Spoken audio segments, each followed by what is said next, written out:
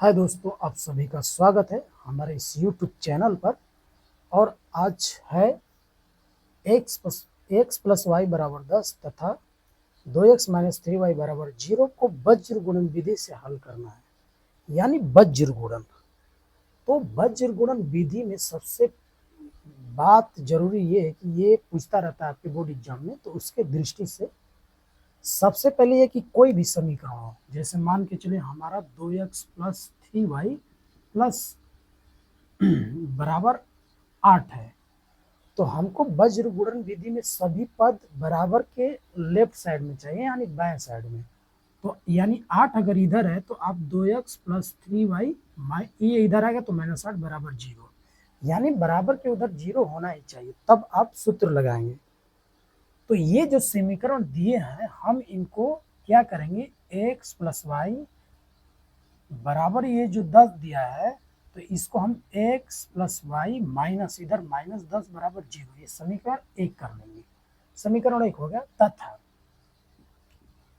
तथा ये 2x minus 3y बराबर क्या है, -3 बराबर 0, ये तो 0 है, ये है, यानी 2x माइनस 3y बराबर ये क्या है, 0 है। समीकरण नंबर क्या है, 2 है। तो ध्यान ये रहे कि इसमें हम क्या करते हैं कि कोई भी समीकरण हो तो हम हमेशा, जैसे मान के चले एक समीकरण 2x प्लस 3y प्लस 8 बराबर 0 हो गया, और दूसरा समीकरण 4x माइनस 3y अब प्लस 4 बराबर 0 हो गया। समीकरण 1, समीकरण 2।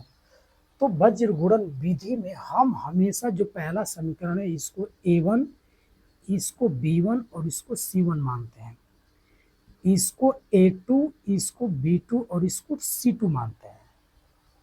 तब इसके बाद हम फार्मूला का यूज करते हैं। फार्मूला का यूज कब करेंगे, कैसे करेंगे, ये बता रहे हैं।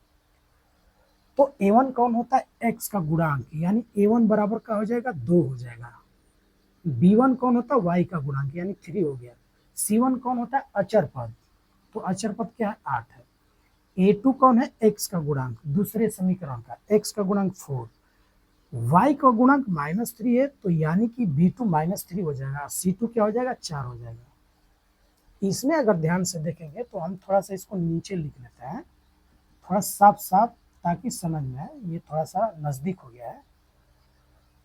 तो ये हमारा समीकरण है, पहला समीकरण। तो जो a1 है तो a1 इसको मानेंगे, ये y है तो ये b1 और जो ये c1 हो जाएगा, यानी a1 b1 c1, ये हो जाएगा a2, ये हो जाएगा b2। और ध्यान दीजिए c2 क्या है, तो C2 यहाँ पे एक तरह से देखेंगे तो प्लस हम 0 कर सकते हैं, बराबर 0, जो दूसरे समीकरण में बराबर 0 है, तो यहाँ पे C2 है, ये नहीं है, यानी C2 क्या हो जाएगा, C2 का मान 0 हो जाएगा।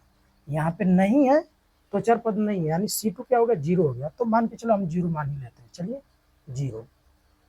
तो हम क्या करेंगे, अब जब भी फार्मूला लगाएंगे तो आप ऐसे एक वृत्त बना लीजिए। एक वृत्त जैसे ही बनाएंगे, इस वृत्त में पहला जो है उसको नाम दे दीजिए B, और दूसरे बिंदु को C, और तीसरे बिंदु को मान लीजिए A।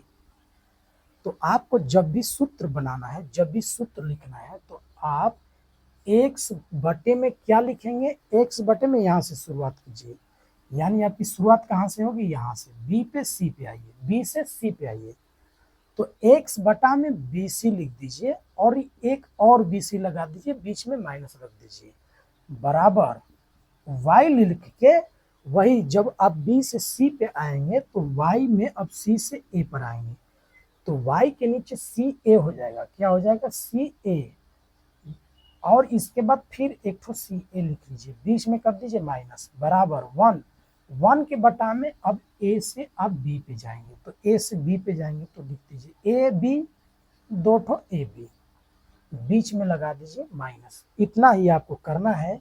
अब इसके बाद जो आपको करना है, 1 2 लिख लीजिए, 2 1 लिख लीजिए, 1 2 लिख लीजिए, 2 1, 1 2 और 2 1, बस यही आपका सूत्र बन के तैयार।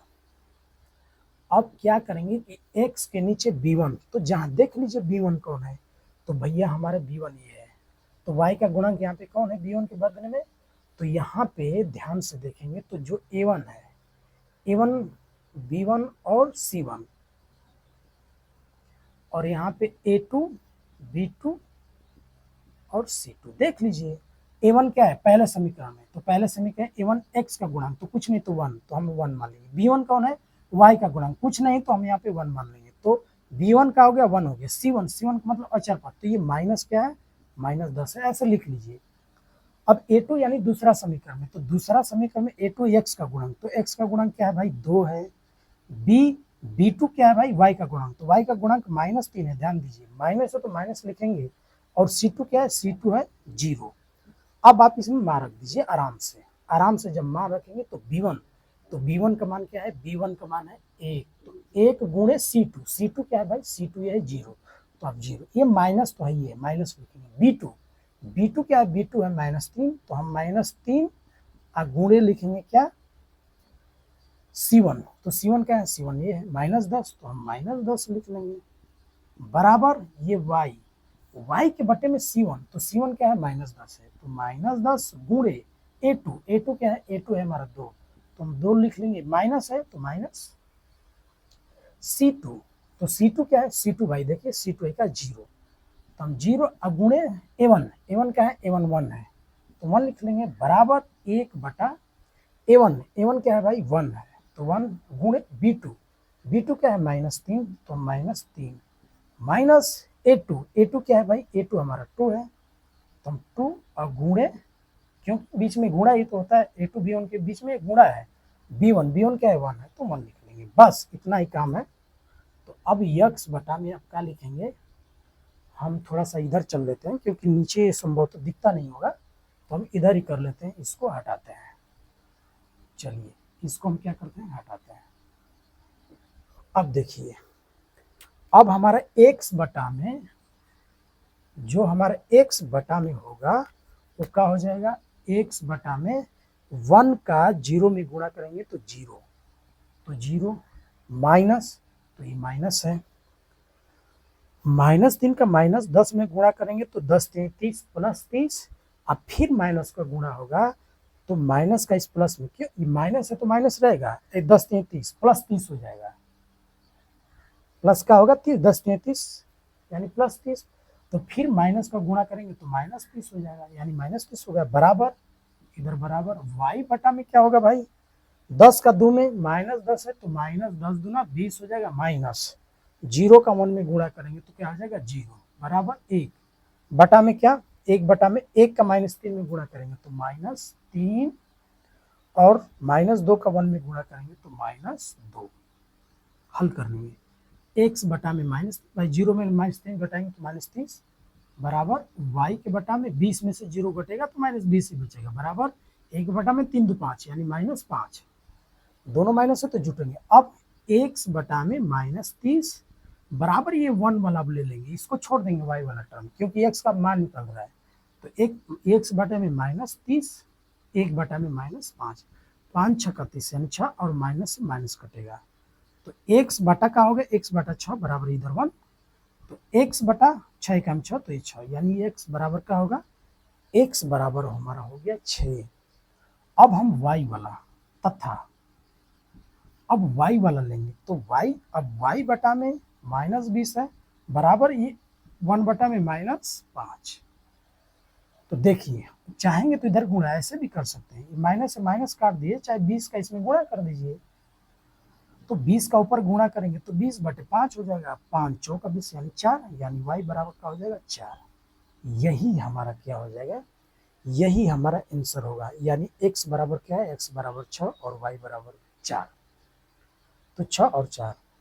ये आपको कैसा लगा हमें आप कमेंट करके जरूर बताएं, और आपको ये वीडियो कैसी लगी, आपको वज्र गुणन समझ में आया कि नहीं समझ आया, आप हमको जरूर कमेंट करके बताएं। वज्र गुणन में ये बस एक बार रिपीट और कर दें कि हमेशा बी से सी पे जाइए, यानी आपको लिखना कैसे है, यक्स अपान आप बी सी लिख लीजिए, 2 ठो बी सी लिख लीजिए माइनस करके, बस बराबर वाई अपान बी सी लिख लिए, बी सी हो गया, अब सी ए जाइए, वाई के नीचे सी ए लिख लीजिए 2 बार, बस बराबर 1 बटा में सी ए हो गया, तो ए बी चले जाइए, यानी A B minus A B लिख लीजिए, बस 1 2 2 1 1 2 2 1 1 2 2 1, बस यही तो करना है आपको। फार्मूला बन गया। इधर आप समीकरण में हमेशा जब भी आप हल करने जाएंगे तो जो भी समीकरण इधर हमेशा जीरो बनाएंगे, मतलब ये दो जो 10 था इसको इधर लेके आएंगे तो 10 प्लस में इधर आएगा माइनस, जीरो हो गया इधर। तो मतलब इस साइड यानी राइट हैंड साइड में आपको जीरो ही होना चाहिए, तब जाके आपको इसको बना पाएंगे। तो आपको ये वीडियो कैसे लगी हमें जरूर कमेंट करके बताएं। आपका दिन शुभ हो। जय हिंद, जय भारत।